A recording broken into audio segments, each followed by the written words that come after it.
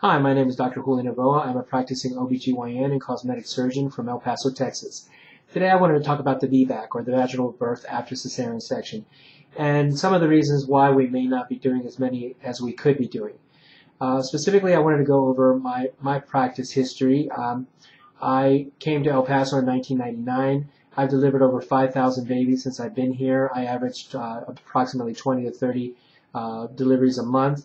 My primary cesarean section rate is approximately 7%. The number of VBACs that I do is approximately 2 to 3 per month. And my success rate with the VBAC, which means the successful vaginal delivery of a patient, is approximately 90%. With that said, unfortunately, since the 1990s, the number of VBACs that have been done or are being done in the United States has significantly decreased, in part for two major reasons. The first major reason is economical. Unfortunately, since the 1990s, it's been a requirement for a doctor who is assisting a patient in a VBAC attempt to be present on labor and delivery the entire labor. That means if a patient is laboring for 12 to 14 hours, the doctor must be present on labor and delivery for 12 to 14 hours. And unfortunately, it's impossible for a physician, for most physicians, to dedicate that much time and effort to the VBAC because, to be honest, we simply don't get paid any more for a VBAC than we do for cesarean sections. As a matter of fact, we get paid more for the cesarean section. And if you think about it, if it takes approximately 15 to 20 minutes to do a cesarean section, and yet it takes 12 to 14 hours to do a VBAC, and we're not going to get paid any more money to do the VBAC, it's going to be there are going to be very, very few doctors that are willing to do that. With that said, the second most common reason why I think we're not doing VBACs is because of defensive medicine. It is so much easier to do a cesarean section to avoid the potential risk of a complication, and instead of doing a trial of labor or the VBAC. And unfortunately, we live in a society where defensive medicine has become more common than not. And unfortunately, there has been a misconception or misrepresentation of exactly how difficult a VBAC is, or what are the complications related to a VBAC and how often they occur. The most common complication quoted and the most severe complication quoted is the uterine rupture. The probability of a uterine rupture in a VBAC patient with a previous cesarean section times 1 is approximately 1%. And the probability in a previous cesarean section times 2 is approximately 2%.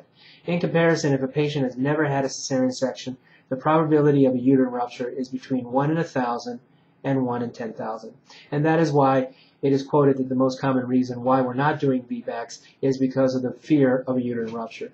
But if you compare the probability of a complication related to a uterine rupture to what is exactly going on right now on labor and delivery, then you'll see that the risks of the VBAC are not as prevalent, or the incidence of complication for a VBAC are not anywhere near as common as those risks and complications that are already being seen on labor and delivery. As an example, the elective induction. The elective induction, which means a patient is sent to labor and delivery not in labor, but is given medications to provoke contractions leading to delivery, has a failure rate of 50%. That means that 50% of patients electing to be induced will wind up with a cesarean section because the induction fails.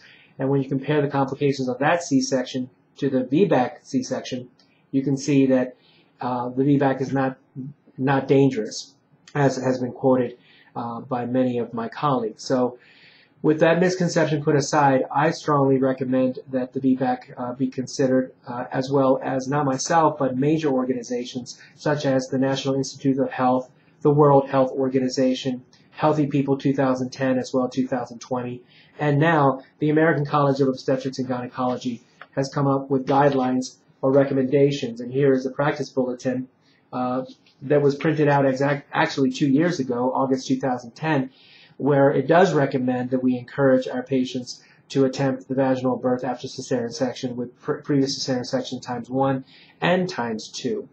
And therefore, not only do I, but many of my colleagues that do VBACs, as well as major institutes, are recommending or encouraging patients to try the VBAC. So if you've heard differently where the VBAC is dangerous or the VBAC is not being done by doctors at all, That's simply not true.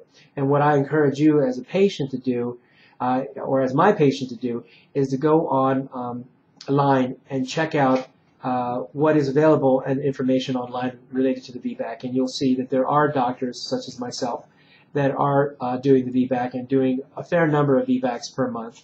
And as we get more and more doctors to do the VBAC, it's going to become easier, and the trend will go back to where it was in the 1990s, where up to 25% or up to 30%, depending on the area, of patients that were eligible to have a VBAC were actually attempting the VBAC. So I hope this information has been a good guide for you. And in the future, feel free to contact us on our website at www.drnovoa.com or by email under firstchoicemedicine.com, and we'll be glad to answer your questions. Thank you very much.